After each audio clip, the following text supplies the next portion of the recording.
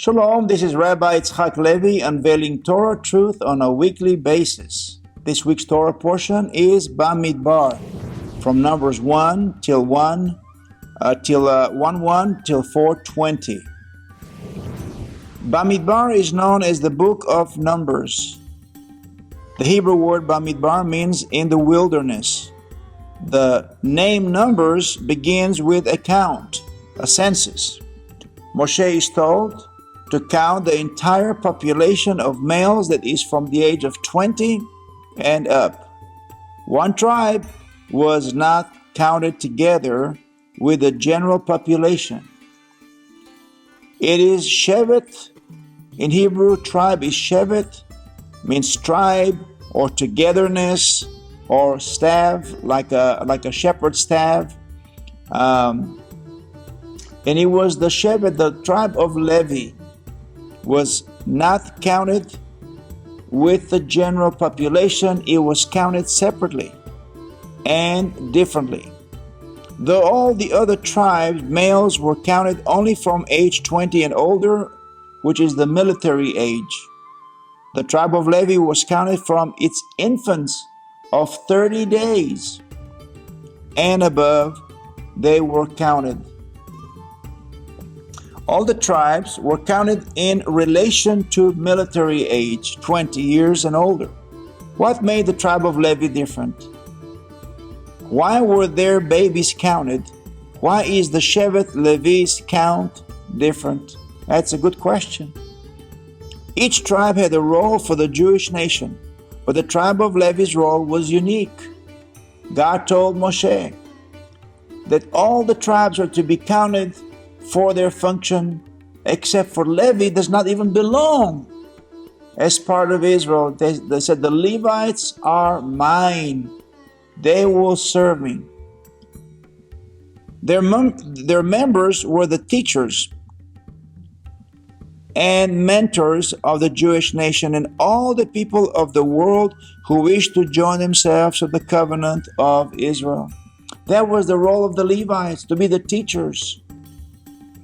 As the king's children were counted, since their office was appointed from 1 month and older, a boy was counted as a member of Klal Israel. Klal means the total sum of the nation, the wholesomeness of the nation, or all Israel. Only on the 8th day after the circumcision, and as a member of the tribe of Levi and as a royalty, he was counted only after the full 30-day cycle. Just as the months were based on a 30-day cycles and the year was counted on 12 30-day intervals, so were the 3 regalim, the 3 pilgrimages, or Aliyah to Yerushalayim. The word regalim comes from the word regel, means to walk, the 3 walkings to Yerushalayim. Revelation 20 and verse 4. And I saw thrones, and they sat upon them, and judgment was given unto them. I saw the souls of them that were beheaded for the witness of Yeshua, and for the word of God, and which had not worshipped the beast, neither his image, neither had received his mark upon their foreheads or in their hands, and they lived and reigned with Yeshua 1,000 years. While all Israel had to come to Jerusalem 3 times a year to worship God, Levi was assigned to guard the service and the Mishkan and never to leave the temple, especially the high priest. He served until he died. So if Klal Israel is to become kings and priests, it suggests that one day all Israel will become priests and kings, never to leave the temple, but will be with Yeshua in Jerusalem for 1,000 years here on earth as capacity of priests serving God and the people. So basically, when you think about God's will for Israel, when they came out from slavehood from Mitzrayim, God's intent was to make all Israel a nation of kings and priests. But because, like Adam failed to obey, Israel failed to wait patiently for Moshe to come down and made the golden calf. Because of that, Israel has served as just a tribal nation. Only Levi did not want to partake and participate of the golden calf, and this is why God chose Levi for himself. The months dictated the accuracy and validity of the event. In this case, it is the people that were validated for this position and were counted in that vein. The Torah teaches us that when counting the tribe of Levi, which were appointed by God to serve him, they're removed from Klal Israel. You use the word Klal Israel because of the numeric value. Kaf is 20, and 2 lameds are each 30, that's 60, for a total of the number 8. That speaks of validity, appointed, or kasher, new beginning, or teachers. The Torah commands us to count the Levi baby boys not for their age, but for their position, for their post. They are counted in the service of Adonai from 30 days old. Yeshua began his ministry at the age of 30 years of age, whereas an Israelite is counted from the age of 20, the age fit for a soldier, fit for war. Both are trained to guard. Levi is to guard the house of God. Israel is to guard the nation of God. The tribes are each assigned their position within the camp and in the order of traveling. Bamidbar begins with numbers. Moshe was told, count the Jewish nation. Numbers 1, verse 2 and 3. Take ye the sum of all the congregation of the son. It says children, but no, 20 years is not a child. So I'm sorry, I have to call it like it is in the Hebrew. Bnei Israel. Take the sum of all the congregation of the sons of Israel, after their families, by the house of their fathers, with the number of their names, every male by their poles. The poles mean they had flags. This was their signature, their pole. From 20 years old and upward, all that are able to go forth to war in Israel, thou and Aaron shall number them by their armies. Levi were reserved as the soldiers or as guardians of the Mishkan, as the teachers of Torah. Every man shall pitch by his own standard, that means by his own place, with the ensign, flag, of their father's house, speaks of legitimacy and authority, upholding the customs, elevating and preserving the standard. Yeshua was such a wonderful teacher, an example. He always managed to mention his father. He says, I always do the will of my father. That is why I have credibility. That's why I have legitimacy. I'm not a bastard. I have a father. Numbers 132. Levi is a buffer between the Mishkan and the people of Israel, just as Friday evening is a buffer between the week, the work week, and the Shabbat rest. As the common is to the holy, as the neck is to the body. It's a buffer. The blood, in order for the blood to go to the head, you must go through the neck. The head is the Mishkan. The blood to the head, Mishkan, comes from Klal Israel, which is the neck. The standards of the Hebrew tribes were symbols borrowed from the prophetic blessing of Yaakov, Jacob. Judah's being a lion, Benjamin a wolf, both meat eaters. Genesis 49, verse 3 to 24. And that the ensigns or banners were distinguished by their colors, the color of each tribe being the same as that of the precious stone represent the tribe in the breastplate of the high priest. Exodus 28, 17 until 21. It talks about the tradition and the leadership of each tribe. Now we have to talk about the 4 living creatures that are spoken in the book of Ezekiel, chapter 1, verse 5 till 10. I'll go ahead and read them. Also out of the midst, therefore, came the likeness of 4 living creatures, and this was their appearance. They had the likeness of a man, and every one had 4 faces, and every one had 4 wings. And their feet were straight feet, and the sole of their feet was like the sole of calves, and they sparkled like the color of the burnished brass. And they had the hands of a man under their wings on their 4 sides, and they 4 had their faces and their wings. Their wings were joined one to another. They turned not when they went every one straight forward. As for the likeness of their faces, they 4 had the face of a man and the face of a lion on the right side, and they 4 had the face of an ox on the left side. And they 4 also had the face of an eagle. We have a similar read in Revelation chapter 4 and verse 7.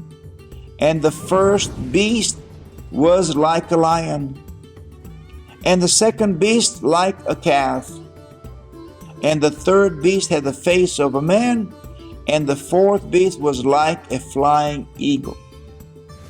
So, what is all this about? Let's break it down. Number 1, a lion. Number 2, a calf or an ox. Number 3, the face of a man. And number 4, flying eagle. Chapter 2 and verse 2 and 3. It talks about east side, gold lion on red field. That speaks of Yehuda. Speaks of Yeshua, the king of Israel, returning to earth as a lion from the east to rule the earth. Nachshon from Matthew 1 verse 4 and Luke 3:32 and 32 and 33. Chapter 2 and verse 10. On the south side, a man on gold field. Chapter 2 verse 17. Then the tabernacle of the congregation shall set forward with the camp of the Levites in the midst of the camp. The Levites are to guard the Mishkan, and Israel is to guard the Levites. Chapter 2 verse 18. On the west side, black ox on gold field speaks of strength. Yeshua will rule a kingdom of God purely and in the ways of Torah. It talks about Ephraim being a mixed multitude of believers under their standard.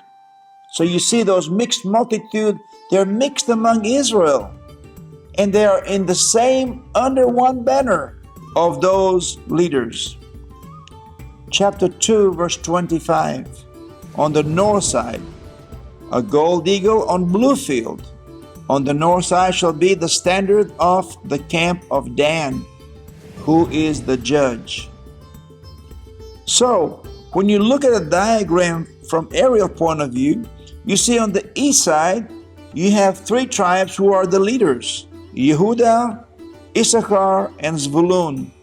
Then you move to the west side, and you see another 3 tribes: Benjamin, Ephraim, and Manasseh. Then you go to the north, and you find Asher, Dan, and Naphtali. Then you move to the south and you have Gad, Reuben, and Shimon. So where are the mixed multitude? They are mixed with the 12 tribes. And where is Levi? Levi is in the circle, inside, right around the tabernacle. And that's how they marched. They marched like a military. So every time they had to move the Mishkan, that was their formation. Chapter 3, verse 4. The sons of Aaron died because of strange fire. So I contend that smoking is a strange fire in the temple, and forcing smoke into the human temple, altering the laws of God, is strange fire. God gave us oxygen to breathe, not smoke. Numbers verse 12. The Levite shall be mine. This is a statement, not a question. Read again Jeremiah 33, verse 19 to 22. Again, moving back to Numbers 3, 14 and 15. Adonai spoke to Moshe in the wilderness of Sinai, saying, count. The word in Hebrew is spor. Record it in a book, the sons of Levi according to their father's household, according to their families. Every male from 1 month of age and up shall you count them and record them in a book. The question is obvious. Why did the infants 1 month and above get counted? They can't do very much. The Torah also differentiates between this Levite count and the rest of the nation. The leader of the Levite leaders was Eleazar, the son of Aaron the Kohen. The assignment of the guardians of the charge of the sanctity. Verse 32. This was not a count for legions, it was a count to assign the guardians in charge of the sanctity. The sanctity of the sanctuary, of the Mishkan. And listen, these Levites, they were not pushovers, they all wore swords. Absolutely. Remember with the golden calf when Moshe came down and broke the tablets, Moshe said, who is on my side, on the Lord's side? And says, those Levites who raised their hands said, we are with you, Moshe. He says, now everyone draw out your sword and go and take lives of those who have corrupted the nation. So there is a story I'd like to tell. A few years have passed since Jacob, graduated from rabbinic school and moved to another town to open a Beit Midrash. Beit Midrash for children of different ages.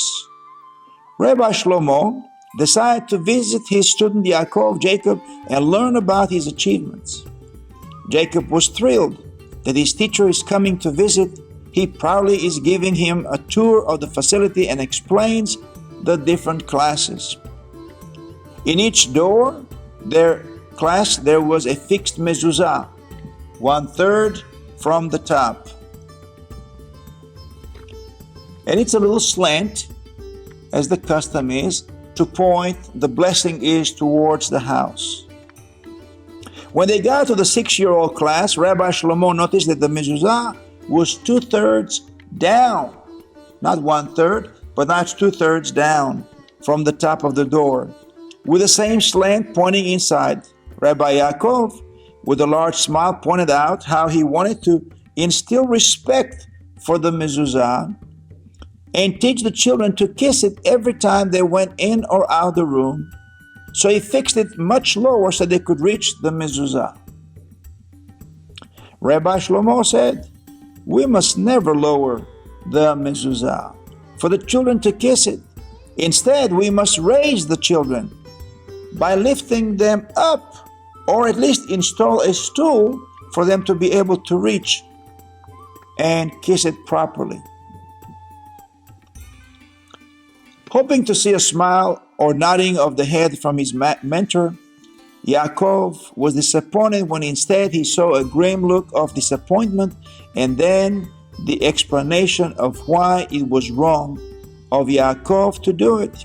He said, a child should be lifted up to the mezuzah, not the mezuzah to be lowered down to the child. This is what has been done by people for thousands of years, he exclaimed. People have been reducing the Torah down to their level instead of understanding that it is us who have to be elevated to the height of Torah. The Torah is our measuring point. It is our measuring stick to how do we fare in relationship to God's demands. Not to dictate to it, but to learn from it. Not to reduce it to our level, but we need to elevate ourselves to the level of the mezuzah. Galianago, a media bird known also as the great snipe, is a small stocky bird, flies over 4,000 miles nonstop at speeds over 60 miles. In 3 days event, though there are many places the bird could have stopped to eat, drink, refresh itself, it chooses not to stop till it accomplishes its destination. There is something to be said for accomplishments. The winners are always counted and immortalized in record books. 4 levels of counting and 4 books of Torah. And we have the 4 mothers of Israel. And there are 4 levels of names of identity: the first name, the family name, the tribal name, and the national census number. Just as Shabbat has a number and a name, so all the people that belong to God have those identity markings. We too have a number, but we also have a name. And notice that when it comes down to the book of life, it doesn't talk about numbers, because numbers are temporary, but names are eternal. Listen to what David says in Psalm 147:4. He, God, counts the stars and calls them all by name. Can you imagine? There are billions upon billions of stars. He knows them all, and He gives them a name.